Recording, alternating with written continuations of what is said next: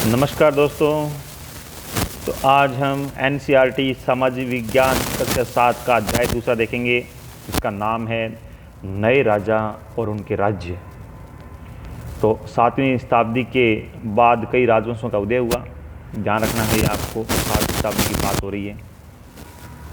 मानचित्र 1 में उपमहाद्वीप के विभिन्न हिस्सों में 7वीं से 12वीं शताब्दी के बीच शासन करने प्रमुख राजवंशों को दिखाया गया है। उनको अपन देख लेते हैं। अभी देखिए, अलग अलग ये चित्र भी दिखा रखा है साइड में अपने को भी किस प्रकार से है, ये अपन देखेंगे। अभी देखिए, मांझे गुज्जर प्रतिहार, बीच में दे रखा आपको गुज्जर प्रतिहार। राष्ट्रकूट देखिए आप, कहाँ है राष्ट्रकूट? तो राष्ट्रकूट ये नीचे रहा, यहाँ दक्षिण भारत में उस टाइम राष्ट्रकूट। ये पाल चोल ये नीचे आपको मिल जाएंगे। चौहान ये ठीक है। तो साथ में ये कन्नौज पड़ा अपने, प्रयाग, चंदेल, परमार, ये सब अपने पड़े। मुल्तान के अरब ये साइड में, ऊपर कश्मीर आपको पता है। सब नदियाँ भी, तिब्बत है, नेपाल है, वहाँ चीन हो जाएगा। ये बंगाली खाड़ी, अरब सागर, ये सब आप पहले देख चुके हैं। इससे आगे हम देखते हैं। अब शुरुआत करते हैं आज के पाठ की कि क्या है नए राजवंश का उदय, कैसे, कहाँ हुआ, क्या हुआ। एक साइड में एक चित्र दिखा रखा है बहुत सुंदर, एलोरा गुफा का 15 का। कौन सा? एलोरा गुफा का 15 का चित्र है ये, आपको ये ध्यान रखना है, ठीक है ना। विष्णु को नरसिंह अर्थात पुरुष सिंह के रूप में दिखलाया गया है और राष्ट्र काल की करती है ये, ठीक है ना। एलोरा गुफा 15 मतलब वह गुफा है अलग, इसका नाम दिया गया है 15, 16, 17 ऐसे, तो उस गुफा का नाम है। तो नए राजवंश को देखिए, 7वीं सदी आते आते उपमहाद्वीप के विभिन्न भागों में बड़े भूस्वामी, योद्धा, सरदार अस्तित्व में आ चुके थे। राजा लोग प्राय इन्हें अपने मातहत या सामंत के रूप में मान्यता देते थे। उनसे उम्मीद की जाती थी कि वे राजा या स्वामी के लिए उपहार लाएं, उनके दरबार में हाजिर लगाएं, उन्हें सैन्य सहायता प्रदान करें। अधिक सत्ता और संपदा हासिल करने पर सामंत अपने आप को महासामंत, महामंडलेश्वर इत्यादि घोषित कर देते थे। मतलब ये आप 7वीं शताब्दी में पहले सामंत अपने आप को क्या महासामंत या महामंडलेश्वर, यानी पूरे मंडल का महान स्वामी। कभी कभी वे अपने स्वामी के आधिपत्य के स्वतंत्र हो जाने का दावा भी करते थे। इस तरह का एक उदाहरण दक्कन में राष्ट्रकूटों का, दक्कन मतलब दक्षिण से मतलब है, दक्कन में राष्ट्रकूटों का था। वे शुरुआत में कर्नाटक के चालुक्य राजाओं के अधीनस्थ थे। 8वीं सदी के मध्य में एक राष्ट्रकूट प्रधान दंती दुर्ग, याद रखना है, दंती दुर्ग का संबंध किससे है? राष्ट्रकूट से है, बहुत फेमस है ये। चालुक्य स्वामी की अधीनता से इनकार कर दिया। तो इसका मतलब दंती दुर्ग है वो पहले किस में था? चालुक्यों के अधीन था, बाद में राष्ट्रकूट का प्रधान बन गया। उसे हराया और हिरण्य गर्भ, शाब्दिक अर्थ सोने का गर्भ नामक एक अनुष्ठान किया। हिरण्य गर्भ का शाब्दिक अर्थ सोने का गर्भ है, हिरण्य गर्भ आप पढ़ते होंगे। उसका अनुष्ठान किया। यह अनुष्ठान ब्राह्मणों की सहायता से संपन्न किया जाता। तो यह माना जाता था कि इससे याजक जन्मना क्षत्रिय न होते हुए क्षत्रिय के रूप में दोबारा क्षत्रियता प्राप्त कर लेगा, ऐसी उस टाइम की मान्यता थी। कुछ अन्य उदाहरण, उद्यमी परिवारों के पुरुषों ने अपने राजशाही कायम करने के लिए सैन्य कौशल का इस्तेमाल किया। मिसाल के तौर पर कदम्ब, मयूर श्रवण और गुर्जर प्रतिहार हरिश्चंद्र ब्राह्मण थे, ठीक है। वे हरिश्चंद्र का नाम है या गुर्जर प्रतिहार, जिन्होंने अपने परंपरागत पेशे को छोड़कर शस्त्र को अपना लिया और क्रमशः कर्नाटक और राजस्थान में अपने राज्य सफलतापूर्वक स्थापित किए। तो ये आप देख लोगे, एलोरा की गुफा वाला 15 वाला चित्र है कि एलोरा गुफा 15 में भित्ति चित्र बनाया गया है। इसमें किसका चित्र है? विष्णु को नरसिंह के अवतार में यानी पुरुष सिंह के अवतार में दिखाया गया है, ये याद रखना है। राष्ट्रकूट काल ही करती है। तो एलोरा गुफा का 15 का विषय है वो किससे संबंधित है? विष्णु भगवान से नरसिंह के रूप में किस काल का है? राष्ट्रकूट काल का है, ये याद आपको रखना है। शाबाश। आगे देखिए, राज्यों में प्रशासन। इन नए राजाओं में से कई उनने महाराजाधिराज, त्रिभुवन चक्रवर्ती, तीनों भुवनों के स्वामी हो गया। इसी तरह के अन्य भारी भरकम उपाधियां धारण की, लेकिन तरह तरह के दावों के बावजूद वे अपने सामंतों और साथ ही साथ किसान, व्यापारी, ब्राह्मणों के संगठनों के साथ अपनी सत्ता की साझेदारी करते थे। मतलब इतना बढ़ने के बाद में भी उनसे साझेदारी करते थे। इन सभी राज्यों में उत्पादकों अर्थात किसानों, पशुपालकों, कारीगरों से संसाधन इकट्ठे किए जाते थे। इनको अक्सर अपने उत्पादों का एक हिस्सा त्यागने के लिए मनाया या बाध्य किया जाता था। इस हिस्से को लगाकर लगान मानकर वसूला जाता था, क्योंकि प्राप्त करने वाला भूस्वामी होने का दावा करता था। तो यहाँ कोई प्रश्न नहीं है। अब देखते हैं 400 कर क्या लगाया, 400 कर कुछ होगा। तमिलनाडु में शासन करने वाले चोल वंश, तो चोल वंश शासन तमिलनाडु में हो गया। अभी विभिन्न किस्म करों के लिए 100 से ज़्यादा सूचक शब्द मिलते हैं। सबसे उल्लेख कर है वेटी। अब वेटी कर आ गया तमिलनाडु में अपने यहाँ, इसका वर्णन जो नगद की बजाय जबरन श्रम के रूप में लिया था। तो ये भी प्रश्न बन सकता है कि वेटी है वो किसके, नगद था, शर्म था, कैसा था, ये प्रश्न आ सकता है। लेकिन हमें क्या करना है, हमें ये चीज़ ध्यान रखनी है कि किस प्रकार से भी कौन सी कोई चीज़ है तो वो कैसे आती है। तमिलनाडु का कर है, हम इंपॉर्टेंट नहीं मानते हैं, लेकिन एनसीईआरटी अगर पढ़ रहे हो तो आपको मानना पड़ेगा ये प्रश्न की भी आ सकता है, इसलिए हमें इसको पढ़ना पड़ेगा। यानी जबरन श्रम और कदमाई यानी भू राजस्व थे, मकान पर छाजन डालने पर लगने वाला कर, खजूर या ताड़ के पेड़ उतरने के लिए सीढ़ी के इस्तेमाल पर लगने वाला कर, पारिवारिक संपत्ति का उत्तराधिकार हासिल करने के लिए लगने वाले कर इत्यादि का भी उल्लेख किया जाता है। आज इनमें कौन से, आज ऐसे कोई कर है नहीं।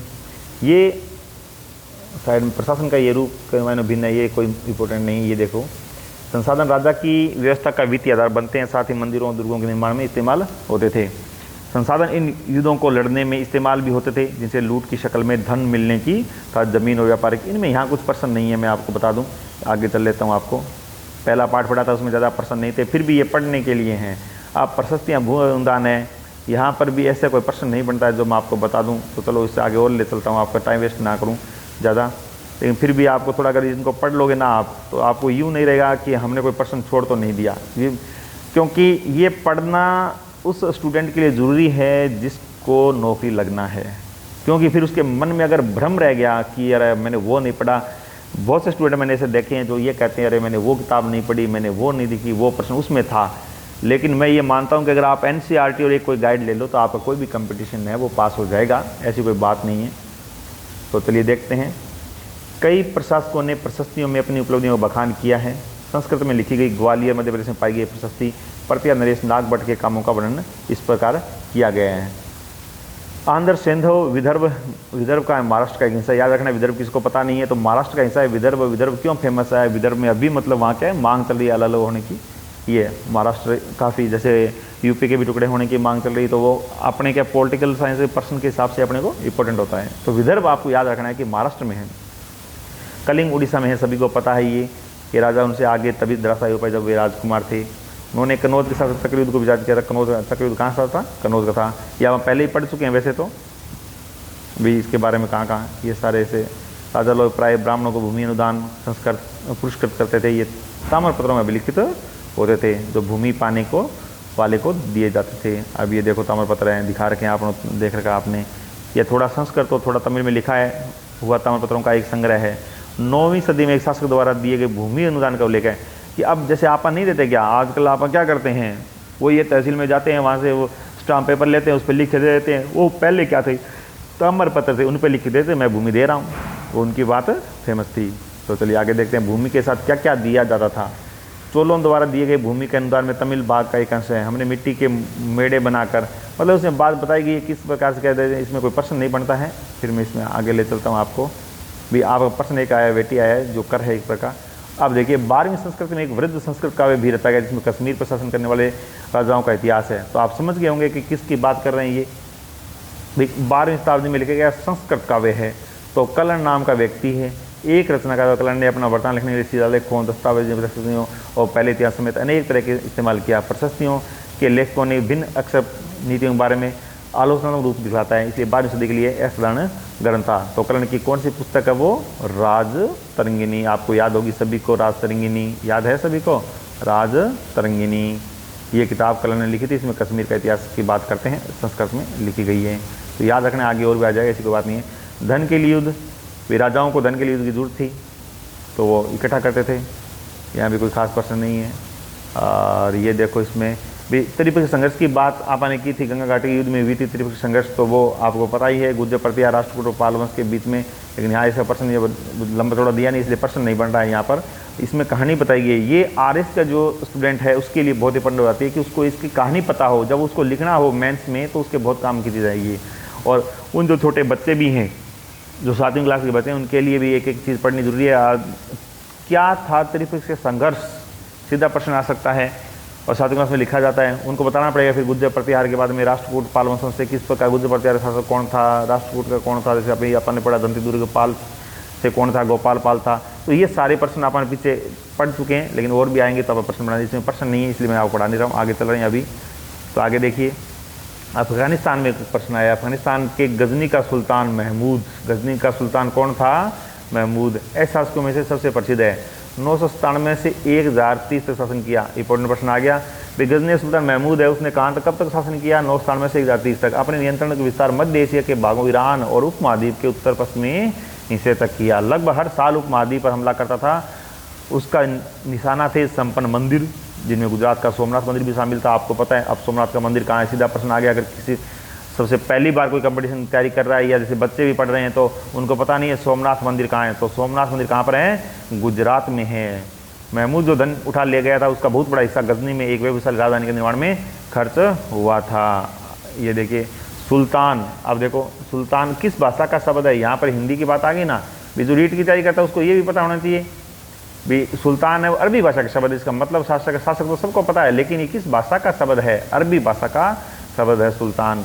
तो सुल्तान महमूद अपने द्वारा जीते गए कई बातें जानना चाहता। उसने अल बिरूनी नामक एक विद्वान को इस उपमहाद्वीप का लेखा जोखा लिखने का काम सौंपा। अल बिरूनी किसके साथ था? सुल्तान महमूद। और अरबी में लिखी गई एक कृति किताब उल हिंद, अल बिरूनी ने क्या लिखी? किताब अल हिंद। बहुत इंपॉर्टेंट किताब है ये, बहुत बार प्रश्न पूछी गई है, मुझे लगता है पूछी जाएगी हर बार ये, तो आपको याद रखना है। क्यों सबसे पहले महमूद आया, उसने ऐसा लूट मार के उसका वर्णन है कहीं तो किताब उल हिंद किस किताब है? अल बिरूनी की है। इतिहासकार ने एक महत्वपूर्ण स्रोत है। अल बिरूनी ने इसे तैयार करने के लिए संस्कृत के विद्वानों से परामर्श लिया था। देखो लिखी इसने अरबी भाषा में है ये भी, कि अब आपको सिर्फ किताब याद नहीं करनी, उस किताब में वर्णन किसका है और किस भाषा में लिखी गई, ये 2 इंपॉर्टेंट प्रश्न बनते हैं आज से आगे।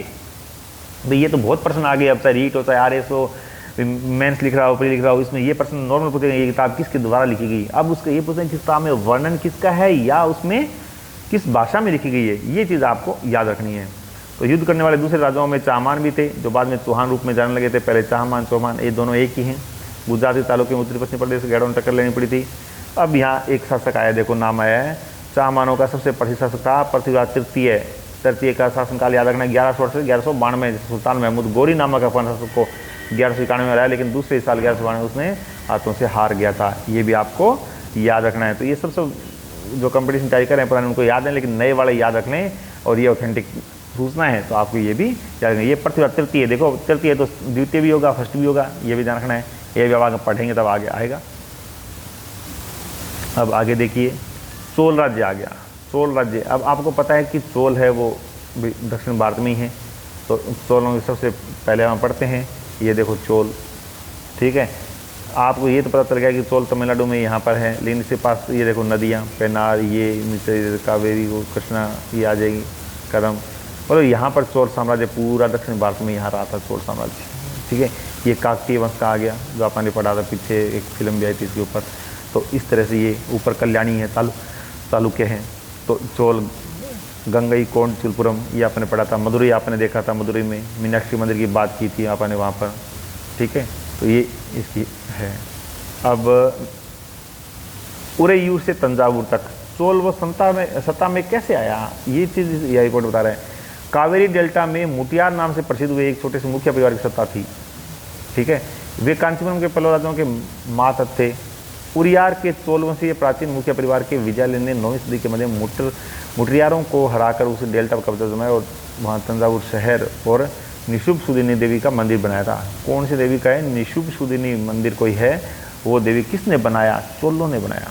याद रखना, सीधा ही प्रश्न आएगा। निशुभ सुदिनी देवी का मंदिर किस वंश के द्वारा बनाया गया? चोल वंश के द्वारा बनाया गया। कहाँ, किस शहर में? तंजावुर शहर में, वही बनाया, तंजावुर शहर बनाया, वहाँ मंदिर बनाया। विजयालय के उत्तराधिकारियों ने पड़ोसी इलाकों को जीता।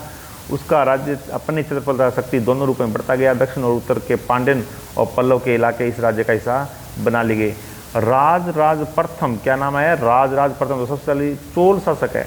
985 में राजा बना। राज प्रथम राजा कब बना चोलों का? 985 में। ज़्यादातर क्षेत्रों में अपने नियंत्रण विस्तार कर लिया और साम्राज्य शासन का पुनर्गठन किया। राज के पुत्र कौन थे? राजेंद्र प्रथम। अब राजेंद्र प्रथम नाम काफ़ी फेमस आप पढ़ते हैं। ये राज प्रथम का बेटा है राजेंद्र प्रथम। नीति अनुसार का उसने गंगा घाटी, श्रीलंका, दक्षिण पूर्व एशिया पर हमला किया और अभियानों के लिए जल सेना भी बनाई। तो जल सेना बनाने वाले चोल शासक कौन है? राजेंद्र प्रथम। आगे देखो राज और राजेंद्र प्रथम द्वारा बनाए गए तंजावुर और गंगई कोंड चोलपुरम के बड़े मंदिर स्थापत्य मूर्तिकला दृष्टि में, यानी इस टाइम यहाँ पर उन्होंने मंदिर बनाए बहुत बड़े बड़े। चोल मंदिर अक्सर अपने आसपास विकसित होने वाली बस्तियों के लिए केंद्र बन गए थे। भाई चोल मंदिर ही फेमस बन गए थे। ये शिल्प उत्पादन के केंद्र थे। मंदिर शासकों अन्य लोगों द्वारा दी गई भूमि से भी संपन्न हो गए थे। इस भूमि को उन सारे विषयों का निर्वाह करने खर्च होते थे जो मंदिर के आसपास रहते, उसके लिए काम करते, पुरोहित, कलाकार, बावर्ची मित्र आदि। देखो ये मंदिर बनाया गया। ऐसे मंदिर दक्षिण भारत में आपको देखने को मिलेंगे, अपने यहाँ उत्तर भारत में नहीं है। तो ये मंदिर कहाँ है? गंगई कोंड चोलपुरम का मंदिर है, जो चोलों के द्वारा बनाया गया था। छत जिस तरह से क्रमशः पतली होती गई पर गौर करें, बाहरी दीवारों को सजाने के लिए पत्थर क्यों बेस मजबूत बनाया है, तो ये मंदिर आज तक भी सुरक्षित हैं, वैसे वैसे हैं। इनका जो बनाया गया बहुत ही उत्कृष्ट तरीके से। ये कुछ मूर्तियां हैं, संगीतकार हैं, नर्तक हैं, इसमें यहाँ कोई प्रश्न तो नहीं है, फिर भी सिंचाई कैसे देख लेते हैं। ये मूर्ति देख लो आप, बहुत सुंदर तरीके से मूर्ति इस टाइम बनाई गई थी। ये है सिंचाई में देखते हैं क्या है। चोलों की कई उपलब्धियाँ कृषि में भी हुए, नई विकास माध्यम से संभव हुई। मानचित्र 2 को देखिए, अपन देखिए छोटे संग में बांटा गया है, इसमें यहाँ कोई प्रश्न नहीं बन रहा है। थोड़ा आप आगे चलते हैं। इसमें ये मूर्ति है अलंकृत की, आपने देख ली। चोल कांस्य प्रतिमा है, कांस्य प्रतिमा है, ये आपको याद रखना है, ठीक है ना। कांस्य प्रतिमा है। कांसा किससे बना था? तांबा प्लस, याद है ये, तांबा प्लस टिन, ये याद रहना चाहिए। कांसा किससे बना था? तांबा प्लस। तो ये चोल कांस्य मूर्ति है, ठीक है, यानी कांसा उस टाइम फेमस रहा होगा।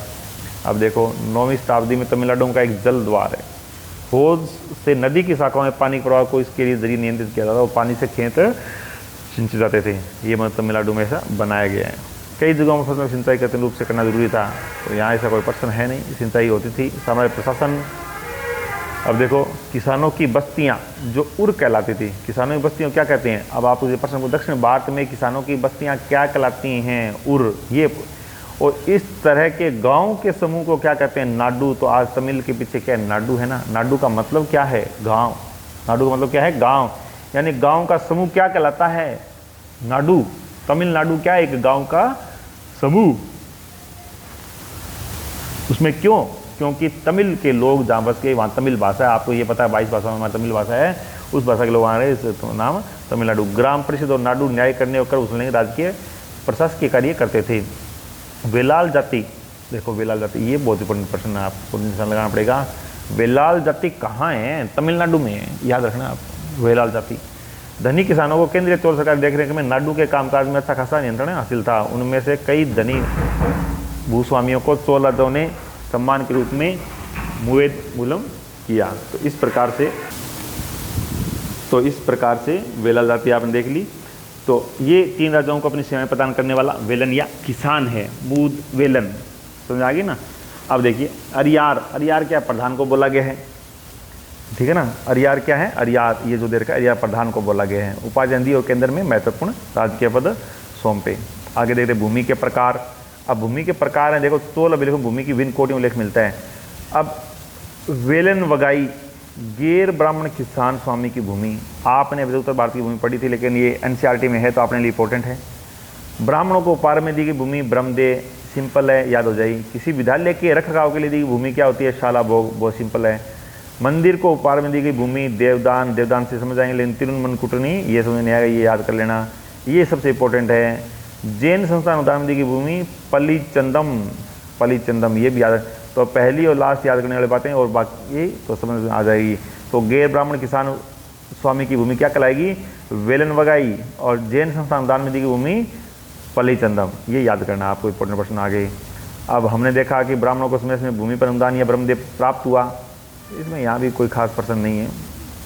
एक बीच में प्रश्न आता है, ये पूछा भी गया था रीट में, नगरम के नाम से ज्ञात व्यापारियों के संग भी शहरों में प्रशासनिक कार्य संभाल। नगरम के नाम से ज्ञात व्यापारी थे, ठीक है ना, वो भी ऐसा करते थे और नगर के लिए करते थे। तो तमिलनाडु के चिंगलपुर जिले के उत्तर मेरू से प्राप्त अभिलेखों में इस बात का विस्तार है कि ब्राह्मणों की सभा का संगठन कैसा था, और ब्राह्मणों की सभा थी वो किस प्रकार समितियाँ बना के काम करते थे। और यहाँ से कोई प्रश्न नहीं है।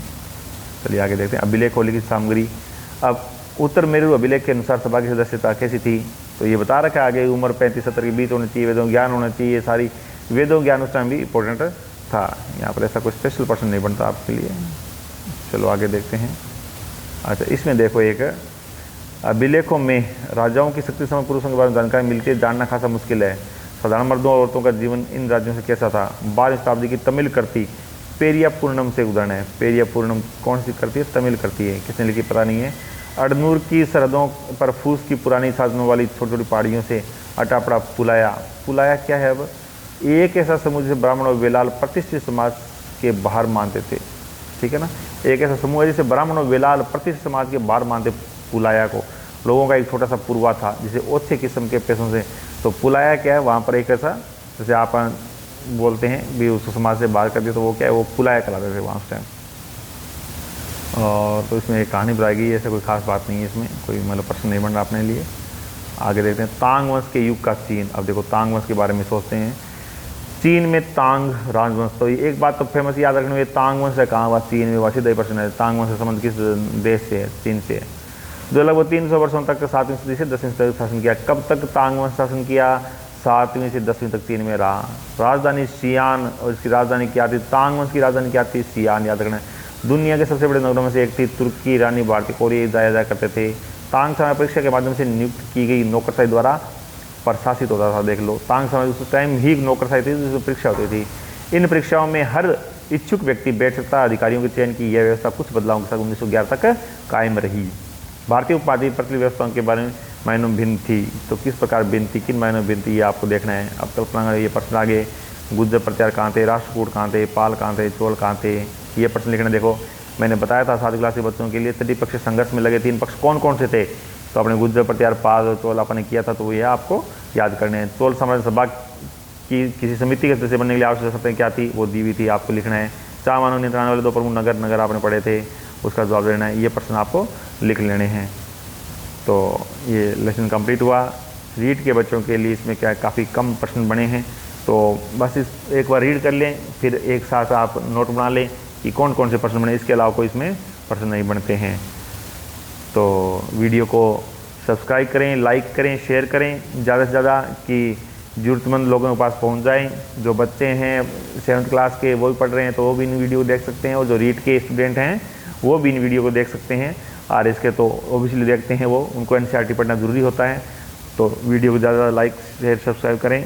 तो आज के लिए इतना ही। जय हिंद, जय भारत।